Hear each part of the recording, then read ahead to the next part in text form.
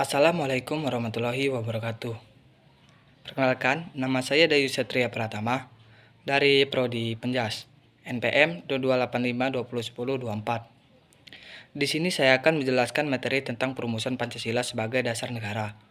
Sejarah pembentukan BPUPKI, yang mana BPUPKI adalah badan bentukan Jepang untuk menarik simpati rakyat Indonesia. Karena Jepang terpuruk dalam perang melawan sekutu hari ini, kita akan belajar tentang proses perumusan Pancasila sebagai dasar negara. Tentu anak-anak semua sudah kenal Pancasila, ya, sejak kecil dan juga telah melaksanakan nilai-nilai sehari-hari, tetapi ada yang sudah tahu belum bagaimana proses perumusan sila-sila Pancasila tersebut.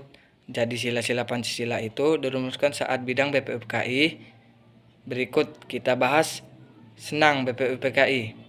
BPUPKI kepanjangannya adalah Badan Penyelidik Usaha Persiapan Kemerdekaan Indonesia, karena dibentuk oleh Jepang.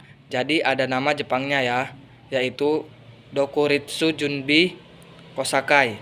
Badan ini diumumkan akan didirikan pada 1 Maret 1945, yang kemudian diresmikan pada 29 April 1945. BPUPKI diketahui oleh Dr. Redjiman Widioningrat, kemudian wakilnya ada 2 orang, yaitu Raden Panji Suroso yang merupakan orang Indonesia dan Ichibangse Yoshio yang merupakan orang Jepang. BPUPKI beranggota 69 orang yang terdiri dari 62 orang Indonesia dan 7 orang Jepang. Tugas dari BPUPKI adalah mempelajari, menyelidiki, dan mempersiapkan segala hal yang diperlukan dalam usaha pembentukan negara Indonesia merdeka. BPUPKI mengadakan dua sidang resmi dan 1 sidang tidak resmi. Sidang pertama dilaksanakan pada 29 Mei sampai 1 Juni 1945 dengan agenda merumuskan dasar negara, sedangkan sidang kedua dilaksanakan pada 10 atau 17 Juli 1945 dengan agenda merumuskan Undang-Undang Dasar. Pada materi kali ini secara khusus akan dibahas mengenai sidang yang pertama. Sidang pertama BPUPKI ini dilaksanakan di Gedung Chowsengi I, yang sekarang namanya adalah Gedung Pancasila di Jakarta. Terdapat 3 tokoh intelektual bangsa yang menyampaikan gagasan dalam sidang pertama ini.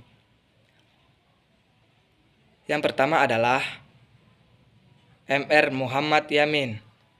Pada 29 Mei 1945, dasar negara disampaikan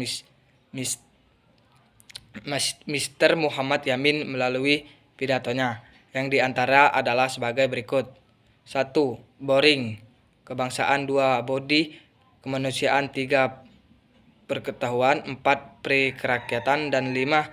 Kesejahteraan sosial. Selain itu, Mr. Muhammad Yamin juga menyampaikan usul secara tertulis yang isinya adalah sebagai berikut. 1. Ketuhanan yang Maha Esa. 2. Kebangsaan Persatuan Indonesia.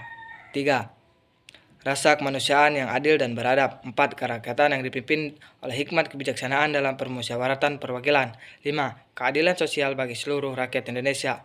Yang rumusan yang tertulis ini hampir mirip dengan Pancasila. Yang sekarang tokoh kedua adalah Mr. Suepomo.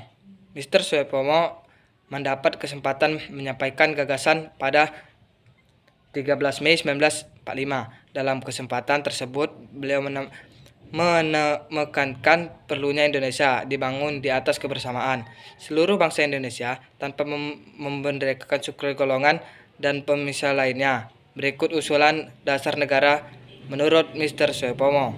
1. Persatuan. 2. Kekeluargaan. 3. Keseimbangan lahir dan batin. 4. Musyawarah. Dan 5. Keadilan rakyat. Selanjutnya yang ketiga adalah Insinyur Soekarno yang menyampaikan pertandingan 1 Juli 1945. Beliau mengusulkan dasar negara Indonesia merdeka yang bunyinya sebagai berikut. 1. Kebangsaan Indonesia. 2. Internasionalisme atau kemanusiaan. 3. Mufakat atau demokrasi. 4. Kesejahteraan sosial dan ilmu ketahuan yang berbudaya. Kemudian yang harus kalian ketahui bahwa Insinyur Soekarno menanami rumusnya tersebut dengan Pancasila atas petunjuk dari teman seorang ahli bahasa. Bukan percandaan, karena percandaan artinya 5 kewajiban, sedangkan Pancasila artinya 5 dasar. Di sini Insinyur Soekarno juga mengungkapkan tentang keistimewaan angka 5. Mari kita saksikan cuplikan berikut. Dasar-dasar negara selesai usulan 5 bilangnya indikah pecah dharma.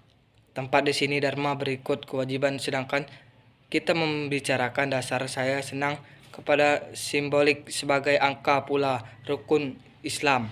5. Jumlah jari kita 5. Peusangan kita mempunyai pencitraan, apalagi yang enggak bilangnya ada. Buat orang sekarang banyak prinsip kekuasaan internasional, mufakat, kesejahteraan dan ketuhanan. 5. Pula bilangan namanya bukan Pancadharma, tetapi saya menanamkan ini dengan petunjuk seorang teman kita ahli bahasa. Namanya ialah Pancasila. Sila artinya aza atau dasar, dan di atas kalimat dasar itulah ya kemudian negara Indonesia tetap dan abadi. Dari sejarah tersebut kemudian sekarang tetapi tinggal 1 Juni diperingati sebagai hari lahirnya Pancasila. Namun perlu ingat bahwa yang lahir adalah baru namanya saja Pancasila. Dengan istrinya belum lahir tanggal 1 Juni, berbagai usia dasar negara dari berbagai tokoh tersebut ternyata masih harus ngebahas dan ditindaklanjuti lebih lanjut. Ketua BPFKI membentuk sebuah panitia kecil yang beranggota 8 orang. Di sini kalian bisa menyebut dengan panitia 8 yang anggotanya sebagai berikut. Panitia kecil yang berjumlahnya 8 orang ini tugasnya adalah mengumpulkan dan memeriksa usul-usul menyangkut beberapa masalah terkait Indonesia Merdeka, seperti usulan Indonesia Merdeka, selekasnya usul mengenai dasar, usul mengenai warga negara, usul mengenai agama, keuangan, dan lainnya.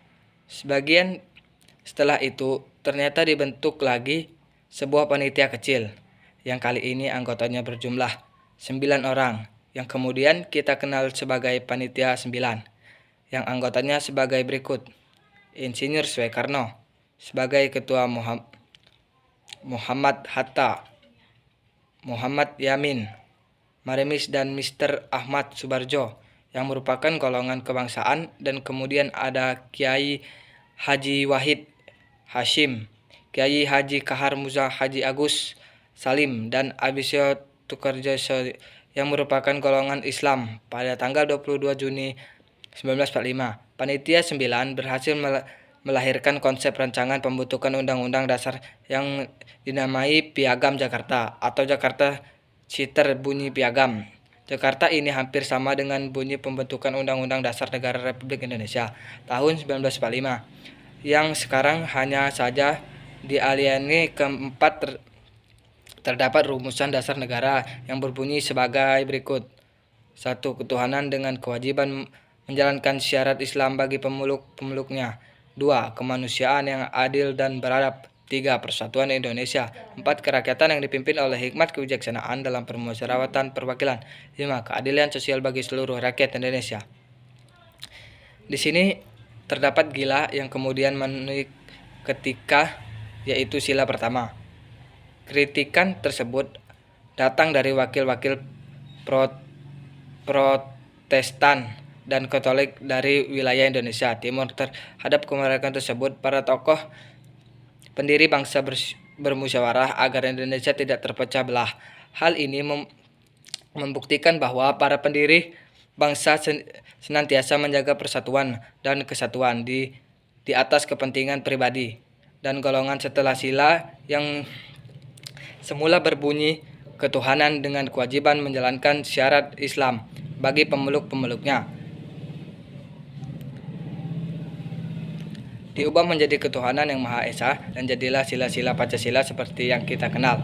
saat ini. Demikian pembahasan kita tentang proses perumusan Pancasila sebagai dasar negara. Di kesempatan berikutnya kita akan bahas tentang proses penentangan Pancasila sebagai dasar negara. Sampai jumpa. Wassalamualaikum warahmatullahi wabarakatuh.